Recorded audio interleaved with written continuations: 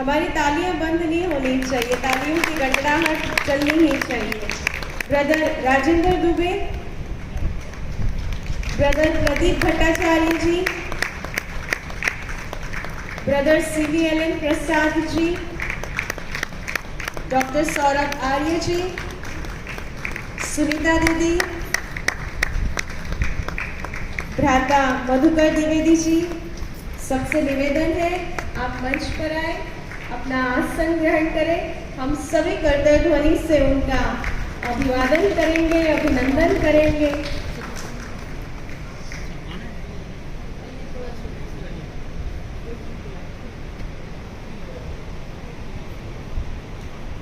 भारतीय संस्कृति में परंपरा से ही चला आया है, जो भी शुभ कार्य हम करते हैं सबसे पहले हम प्रभु की स्मृति से वो कार्य का शुभारंभ करते हैं। तो आइए आज इस डायलॉग सेशन को शुरू करने से पहले हम 2 मिनट परमात्मा की स्मृति में एकाग्र होकर बैठते हैं।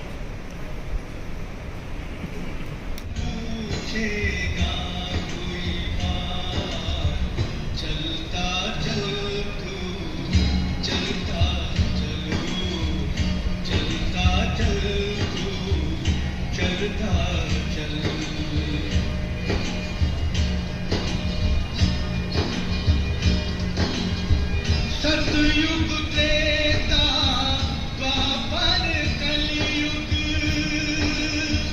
तू चलता ही आया।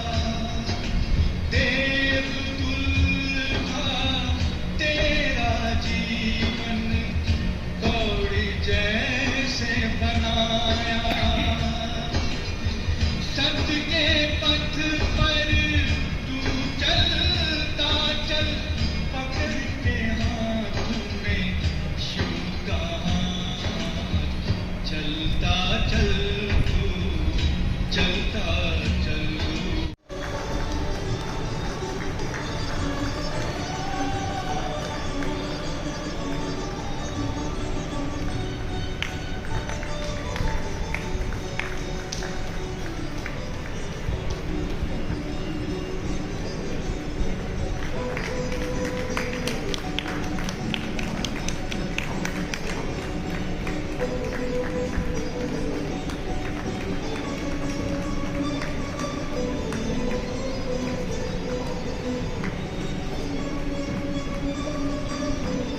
Thank you brother CVLN Prasad ji आपका। नेक्स्ट मैं इनवाइट करना चाहूँगी डॉक्टर सौरभ आर्य जी।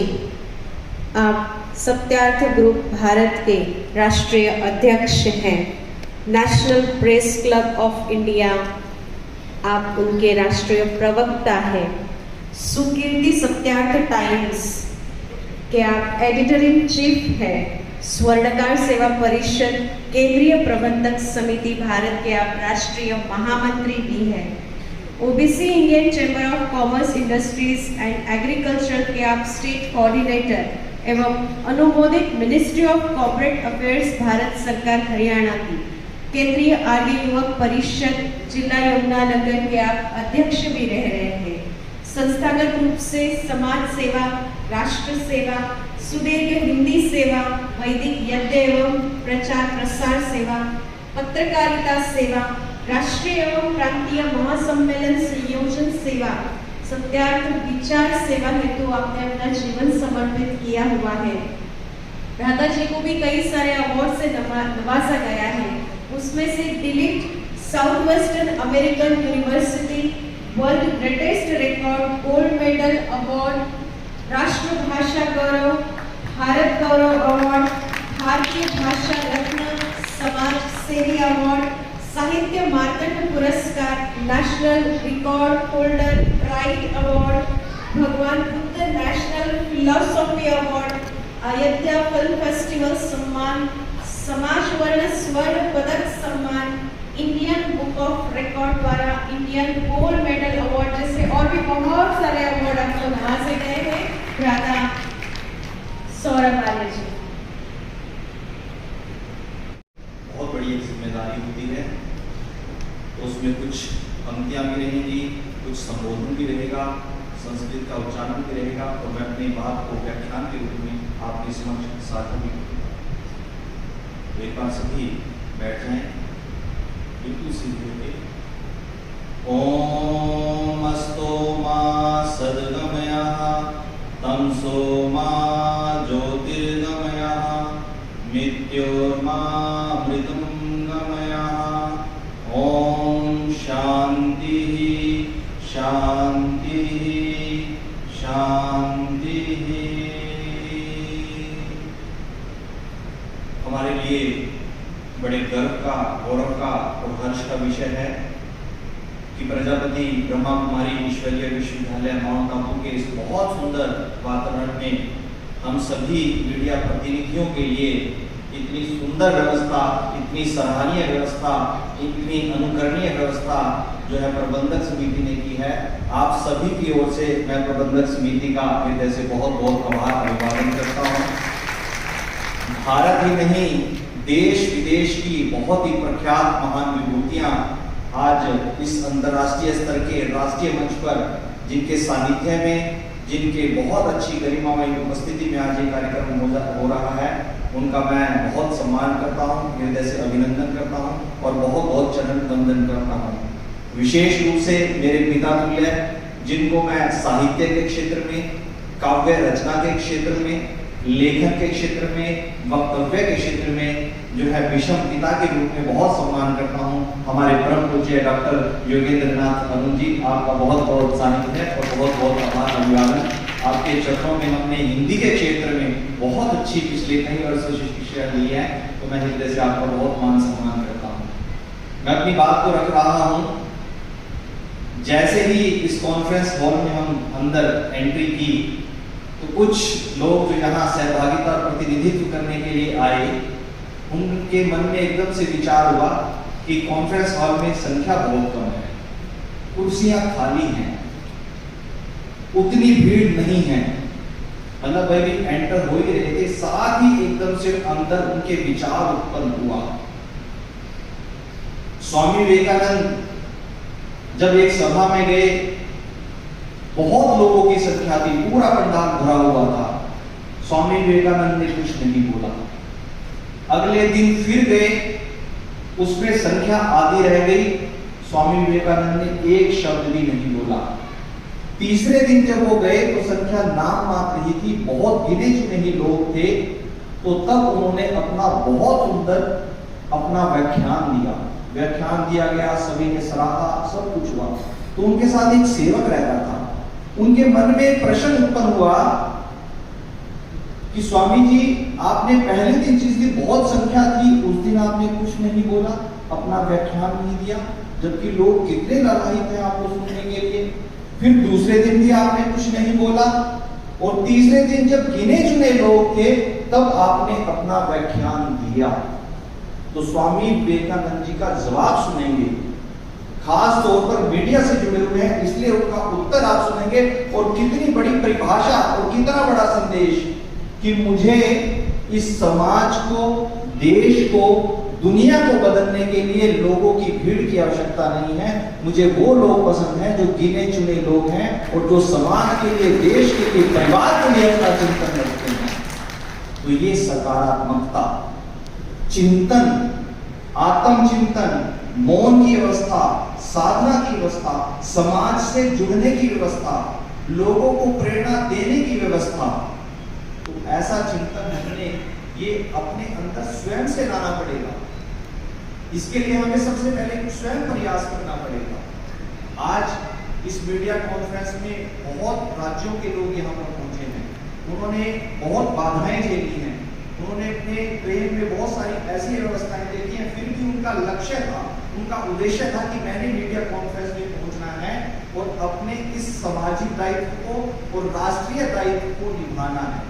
आज हम मीडिया से जुड़े हुए हैं, मैं भी बहुत कम आयु में मीडिया के क्षेत्र से जुड़ा, बहुत सारे जीवन में हमने लेखन का कार्य किया, बहुत सारी चीजें देखी हैं। आज जो मीडिया का रूप है वो निसंदेह मैं कहूँगा कि बिल्कुल प्रोफेशनल हो गया है। एक समय अगर मैं पुरानी स्मृतियों को आपके समक्ष साझा करूं, आप में से सीनियर मोस्ट हैं कि किसी समय में जब एक घातक खादी का कुर्ता पहने हुए, पजामा पहने हुए, एक थैला लटकाए हुए कोई व्यक्ति कलम लगाए हुए निकलता था तो उसकी पहचान होती थी कि ये समाज के लिए चिंतन रखता है, इसको समाज की चिंता है, इसको देश की चिंता है, निसंदेह वो पत्रकार होगा। लेकिन आज हम प्रोफेशनल हो गए हैं। आज हम बहुत जल्दी फेसबुक के माध्यम से, व्हाट्सएप के माध्यम से, सोशल मीडिया के माध्यम से तुरंत से कोई सूचना आई, उसको तथ्यों पे, प्रमाणों पे उसका विश्लेषण करने की बजाय एकदम से उसको परोस देते हैं। हम ये चिंतन नहीं लगाते कि उसका प्रभाव परिवार पर कैसा पड़ेगा, समाज पर कैसा पड़ेगा, हमारे देश पर कैसा पड़ेगा और उसका संदेश विश्व में किस प्रकार से जाएगा।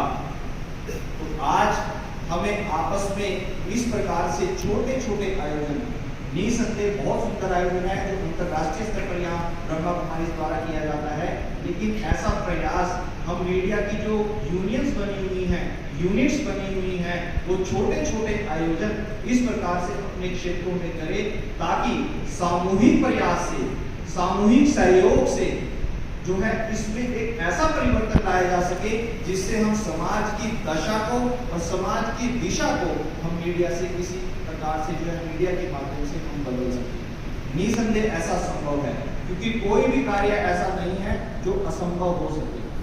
हम संभव बना सकते हैं, उसके लिए हमें प्रथम प्रयास करने की आवश्यकता है। किसी ने बड़ा अच्छा लिखा है, मैं शांति की कलम हूं, मैं शांति की कलम हूं, अथक प्रयासों से चलती रही, चलती रही, चलती रही। मैं शांति की कलम हूं, अथक प्रयासों से चलती रही, चलती रही, चलती रही। बाधाएं सारी पार कर हर बार हर युग बदलती रही, हर युग बदलती रही, हर युग बदलती रही। और आपने सुना होगा कि मीडिया के सामने आज बहुत सारी चुनौतियां हैं। हम देखते हैं, अनुभव हमने देखा है, किसी के ऊपर विज्ञापन का प्रेशर है, किसी के ऊपर सेल्स प्रोडक्ट जो है उसका प्रेशर है। आज हमारे समाचार पत्र में ये समाचार नहीं लगा, दूसरे समाचार पत्रों में ये समाचार लग गया। ऐसी बहुत सारी चुनौतियां हैं। तो हमें सबसे पहले ये चिंतन करना है कि हमारा जो सामाजिक सद्भाव है वो हमेशा रहे। ये नहीं देखना है कि आर्य समाज का अगर कार्यक्रम हुआ और डॉक्टर सौरभ आर्य अगर अपने अखबार के एडिटर चीफ हैं तो सिर्फ अपने ही समाचार को प्रकाशित करें और उसको विशेष कवरेज दें। नहीं, अगर किसी और अन्य समाज ने, अन्य संगठन ने भी कोई बहुत सुंदर कार्य किया है तो मीडिया का दायित्व बनता है कि उसकी अच्छी चीजों को विस्तार पूर्वक तथ्यों के आधार पर, प्रमाण के आधार पर और बहुत बड़ा प्रेरणादायी संदेश देकर उसको प्रकाशित किया जाए। ये हम कर सकते हैं, ये संभव है। आज मैं देखता हूं किसी की जब कोई डेथ हो जाती है, मृत्यु हो जाती है तो बड़े बड़े अखबार श्रद्धांजलि सभा के नाम पर, शोक सभा के नाम पर बहुत बड़ा धन लेते हैं। क्या 3 लाइन या 4 लाइन का शोक संदेश नहीं दिया जा सकता जो निःशुल्क है? मैंने पंजाब केसरी में बहुत अच्छी से सर्विस की है और भी दैनिक समाचार पत्रों में की है। आज मैं एडिटर इन चीफ हूं। हमने बहुत सारे समाचार पत्रों में देखा है कि वहां पर विज्ञापन के नाम से काफी धनराशि दी जा सकती है, लेकिन उसको शोक समाचार के रूप में भी अगर हम 4 लाइन का संदेश दे सकते हैं तो वो संदेश भी दिया जा सकता है, क्योंकि वो परिवार पहले ही बड़ा परेशान है, उसके परिवार में कुछ ऐसा हादसा हो चुका है। हो सकता है कि उसके पास इतना भी धन ना हो कि वो श्रद्धांजलि सभा का कार्ड छपवा सके। ये मैं बड़ी जमीनी स्तर की बात कर रहा हूँ, क्योंकि मैं जमीन से जुड़ा हुआ व्यक्ति हूँ, तो मैंने बहुत सारी चीजें देखी हैं। तो हमारे जीवन में मीडिया के क्षेत्र में बहुत सारी कठिनाइयां हैं, बहुत सारी चुनौतियां हैं, लेकिन हमें उस सफर को स्वयं तय करना है। नीता फाजली जो बहुत अच्छे रचनाकार हुए हैं, जिन्हें पद्मश्री भारत सरकार द्वारा दिया गया, उन्होंने बड़ा सुंदर लिखा, सफर में धूप तो होगी तुम चल सको तो चलो, सफर में धूप तो होगी तुम चल सको तो चलो, सभी हैं भीड़ में शामिल तुम अलग निकल सको तो चलो, सभी हैं भीड़ में शामिल तुम अलग निकल सको तो चलो। यही है कुछ ख्वाब, चंद उम्मीदें और समाज की सच्ची राह पर चलना। यही है कुछ ख्वाब, चंद उम्मीदें और समाज की सच्ची राह पर चलना। ऐसी विशाल भरा जीवन स्वयं में पैदा कर सको तो चलो, स्वयं में पैदा कर सको तो चलो। आज हम मीडिया से जुड़े हुए हैं, इसीलिए परिवार की, समाज की, देश की, विश्व की जिम्मेदारी हमारे कंधों पर है। अगर हमें लगता है कि हम इस समाचार को प्रकाशित नहीं करें, लेकिन साथ ही साथ ये चिंतन हम रखें कि मेरे इस समाचार प्रकाशित ना करने की वजह से परिवार, समाज, देश, विश्व प्रभावित होगा, तो निसंदेह हमें आलस में नहीं जाना है, हमें निसंदेह उस समाचार को जो है प्रकाशित करना है, प्रसारित करना है। अब मैं बहुत ही एक छोटा सा संदेश दूंगा, इस समय मैंने ले लिया है सिर्फ 1 मिनट में। ये एक बहुत ही जीवन से जुड़ा हुआ संदेश है जो मैं अक्सर राष्ट्रीय मंच पर संबोधन के लिए देता हूँ, और मेरी स्वयं की पंक्तियां हैं कि हम अपने जीवन में कभी कुछ करें या ना करें। ध्यान से सुनना, हम अपने जीवन में कभी कुछ करें या ना करें, लेकिन अपने जीवन में कोई एक कार्य, कोई एक सकारात्मक कार्य ऐसा कर जाएं जिससे ये परिवार, समाज, देश, दुनिया आपको स्मरण करे। कोई एक कार्य। कल फुर्सत ना मिली तो क्या करेंगे? कल फुर्सत ना मिली तो क्या करेंगे? इतनी मोहलत ना मिली तो क्या करेंगे? कल फुर्सत ना मिली तो क्या करेंगे? इतनी मोहलत ना मिली तो क्या करेंगे? रोज कहते हैं कल करेंगे, कल करेंगे, कल करेंगे, कल हमारी ही आंखें ना खुली तो क्या करेंगे?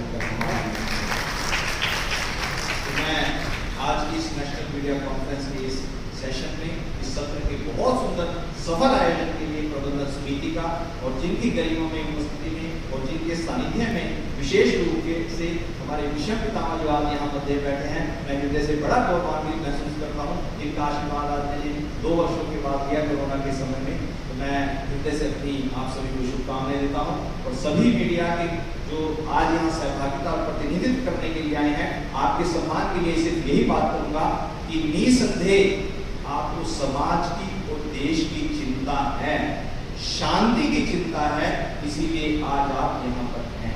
क्योंकि योगेश्वर श्री कृष्ण भगवान ने एक बात बिल्कुल स्पष्ट कही है, कृष्ण नगरी कुरुक्षेत्र की कर्मभूमि है, मैं वहीं से बिलोंग करता हूँ।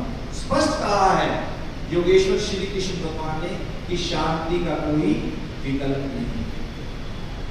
इसलिए आप शांति को अपने जीवन में, अपने आचरण में, अपने व्यवहार में धारण करें, और जब ये आचरण में, व्यवहार में धारण की जाएगी तो निसंदेह इसके सकारात्मक परिणाम होंगे।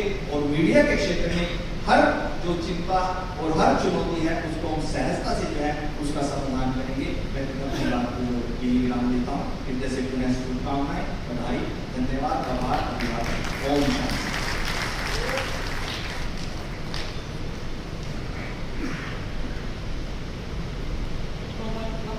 धन्यवाद ब्रदर सौरभ आर्य जी आपका। ऑडियंस में से मैं इनवाइट करना चाहूंगी कि सबसे पहले न्यू एजेंसी लेनी है, फिर हॉकर का भी कार्य करना है, फिर उसके बाद न्यूज़ भी कलेक्ट करनी है, फिर उसको पब्लिश भी करना है। तो आप इसमें थोड़ी सी जानकारी मैं साझा करूंगा। वैसे सभी बड़ी बुद्धिजीवी हैं कि RNI में न्यूज़पेपर का रजिस्ट्रेशन होता है, उसकी बहुत ही छोटी सी, बहुत कम नाम मात्र फीस होती है, ज़्यादा फीस नहीं होती। वो हर डिस्ट्रिक्ट के जो DM है उनके प्रॉपर चैनल से वो RNI ऑफिस में एक एप्लीकेशन जमा होती है। तो RNI जो है आपको एक न्यूज़पेपर का लाइसेंस जो है अथॉरिटी आपको दे देता है। इसी के साथ साथ आप जो है इंडिया पोस्ट से एक लाइसेंस ले लेते हैं जिसमें 25 पैसे की, आपको पता ही होगा, 25 पैसे की टिकट लग जाती है। और पूरे भारत में बाय पोस्ट हर सब्सक्राइबर के जो भी हमारे पाठक हैं उनके पास टिकट लगाकर उसको जो है पूरे भारत में 25 पैसे की सिर्फ टिकट लगाकर पहुंचाया जा सकता है। अगर आपको लगता है कि मुझे एजेंसी भी लेनी पड़ रही है, न्यूज़पेपर भी बांटने पड़ रहे हैं और मेरे ऊपर विज्ञापन का भी तनाव है, तो क्यों ना आप अपने पेपर की शुरुआत करें, जिससे आपका ये तनाव भी दूर होगा, चुनौती भी दूर होगी और आपकी आर्थिक स्थिति भी जो है फाइनेंशियली जो है वो स्ट्रॉन्ग होगी। तो ये मेरा आपको सुझाव है। बहुत बहुत धन्यवाद, शुभकामनाएं। ओम शांति, ओम शांति, ओम शांति, ओम शांति, ओम शांति, ओम शांति, शांति।